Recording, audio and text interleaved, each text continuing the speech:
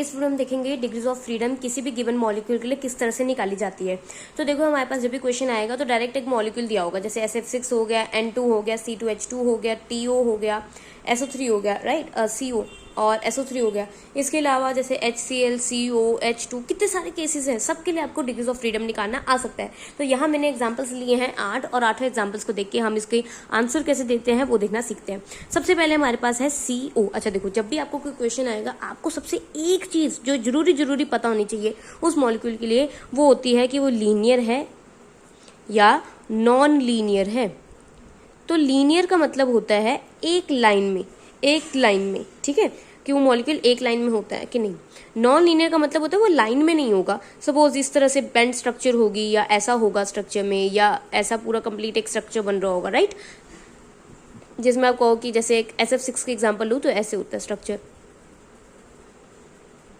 तो ये लीनियर तो नहीं है ना, ये प्लेन में पूरी कंप्लीट, तो वो हम होता है नॉन लीनियर। लीनियर अलग और नॉन लीनियर अलग। तो एक बात सबसे पहले समझते हैं, एक होती है टोटल डिग्रीज ऑफ फ्रीडम, जो किसी भी मॉलिक्यूल के लिए बराबर होती है 3 × n के।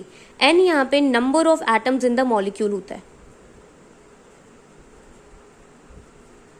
ठीक है। तो हमारे पास टोटल हो जाती है 3 × n। अब इसके बाद होती है एक ट्रांसलेशनल, जो होता है स्ट्रेट लाइन में, ऐसे मान लो आप स्ट्रेट लाइन मोशंस, जो सभी मॉलिक्यूल्स के लिए पक्की है, कितनी होती है 3।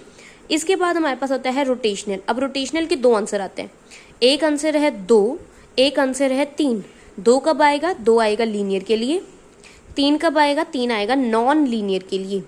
अब क्या सीन है वो बता देती हूँ। जैसे आपका आया, जैसे मान लो एक हम CO को लेकर चल रहे हैं, ठीक है, ये लीनियर मॉलिक्यूल है, तो ये किस एक्सिस में घूम सकता है, X या Y? तो डिग्री ऑफ फ्रीडम भी इसकी 2 एक्सिस के राउंड हो जाएगी, तो R आ गया 2। नॉन लीनियर के लिए वो आ जाती है XYZ, तो इसलिए 3। तो आपको बस इसीलिए पता होना चाहिए लीनियर या नॉन लीनियर, ताकि आपका R का नंबर पक्का हो जाए। अब हमें निकालनी है वाइब्रेशनल। तो देखो टोटल 3n, मतलब टोटल आपके पास 1000 रुपए थे, जिनमें से आपने 300 रुपए किसी को दे दिए, 200 रुपए किसी और को दे दिए, तो बचे कितने? 1000 माइनस 300 माइनस 200, है ना। तो इसी तरीके से यहाँ पे भी होगा 3n minus 3 minus 2, that is 3n minus 5 कर देंगे लीनियर के लिए। नॉन लीनियर के लिए 3n minus 3 minus 3, that is 3n minus 6 करेंगे नॉन लीनियर के लिए। चलिए आइए एग्जांपल्स को देखते हैं और इसको समझते हैं। सबसे पहले हमारे पास एग्जांपल है CO, number of molecule 2, degree of freedom 3n, मतलब 3 2 6 हो गया। ट्रांसलेशनल के लिए 3, रोटेशनल के लिए देखो जो CO है बेचारे हैं ही 2, तो जहां जैसे भी खड़े हो जाए हमेशा एक कतार में ही होंगे, एक लाइन में ही होंगे, है ना। तो R की वैल्यू कितनी हो गई? 2। वाइब्रेशनल कितना होगा? 3n माइनस 3 फॉर दिस 2, इसमें से इसका माइनस कर देंगे तो आ जाएगा ना 3n माइनस 5। 2 ये हटाए, 3 ये हटाए और आपके पास आया 3n माइनस 5। n की जगह वैल्यू पुट करना है 2, तो 3 2 6 माइनस 1 5। तो CO के लिए आपके पास वाइब्रेशनल के लिए आया 1, रोटेशनल के लिए 2, ट्रांसलेशन के लिए 3। अगला केस हमारे पास है SF6। तो देखो 6 फ्लोरीन 1 S, और स्ट्रक्चर बना के दिखा दी थी, क्या है ये? नॉन लीनियर है। तो यहाँ पे total degree of freedom 3n 21 हो गए। T ट्रांसलेशनल के लिए तो डिग्री ऑफ फ्रीडम 3 है, रोटेशनल के लिए 3 है, वाइब्रेशनल के लिए कितनी है? 3n माइनस 6 होती है। तो 3n की वैल्यू 21 माइनस 6 करेंगे तो आ जाएगा 15। तो यहाँ पे आप आंसर लिख के आएंगे इसका ये और ये आपके पास आ जाएगा। Translation 3, rotational 3, vibrational 15। Carbon dioxide चाहे इसमें 3 नंबर ऑफ एटम्स है, बट कार्बन सेंटर में होता है और ऑक्सीजन एसिड, तो ये लीनियर स्ट्रक्चर बनाता है, जिसके कारण 3n9, ये तो चलो हो ही गया, इसको दिक्कत नहीं है। ट्रांसलेशनल 3 पक्के हैं। रोटेशनल क्योंकि मैंने बताया ये लीनियर है इसलिए रोटेशनल 2। वाइब्रेशनल 3n माइनस 5 हो जाएगा, तो यहाँ पे n की जगह वैल्यू पुट करिए 3, तो ये हो गया 3 3 9 माइनस 5 4। इसके अलावा हमारे पास आता है H2O। यहाँ स्ट्रक्चर बनाया मैंने इसका, देखो ये नॉन लीनियर है, तो टोटल तो 3n होंगे, मतलब टोटल तो 9 होंगे। क्यों? क्योंकि नंबर कितना है? 2 हाइड्रोजन 1 ऑक्सीजन, तो 3 हो गया ना। तो 3 × 3 9।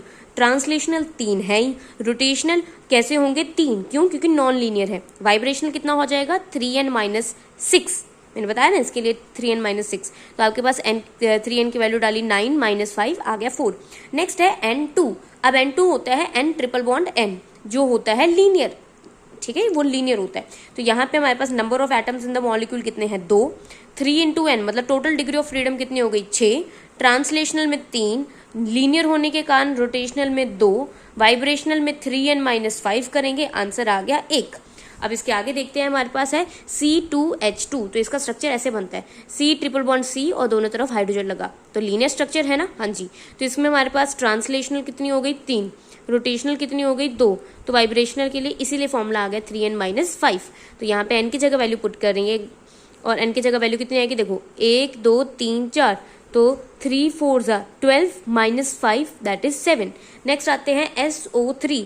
अगेन SO3 क्या है, S के साथ में 3 ऑक्सीजन लगे हुए, तो ये नॉन लीनियर बनाएगा। साथ ही में V की वैल्यू हम यूज करेंगे 3n-6, क्यों, क्योंकि ट्रांसलेशनल में 3 चले गए, वाइब्रेशन रोटेशनल में 3 चले गए, तो वाइब्रेशनल में बचे टोटल -6। तो हमारा यहाँ पे हम पुट करेंगे 3 and 4, 4 3 12 -6, तो आ गया 6। HCl, अब ये क्या है हमारे पास, लीनियर, 2 ही थे ना बेचारे मॉलिक्यूल, लीनियर, तो यहाँ पे हमारे पास ट्रांसलेशनल कितनी होगी 3, रोटेशनल कितनी होगी, लीनियर होने के कारण 2, और वाइब्रेशनल हो गई 3n, मतलब टोटल -3 -2, मतलब 3n-5 हम यूज करेंगे। H और एक Cl, तो 2 ही है, इसलिए 2 पुट करेंगे n की जगह, ये आ गया 3 2 6 -1, तो ये हो गया सॉरी -5, ये हो गया हमारा आंसर 1। तो इसी के साथ हमने देखा कि कितने सारे हमने मॉलिक्यूल्स ट्राई करके देखे, जिनमें हम किस हिसाब से डिग्रीज ऑफ फ्रीडम जो है वो निकाल सकते हैं। ये चीज़ अपने ध्यान में रखना, और इसी के साथ आपका सारी तरीके के क्वेश्चन जो है निकल आएंगे। बस एक चीज़, लीनियर या नॉन लीनियर, बस ये पता चल गया तो आंसर डन।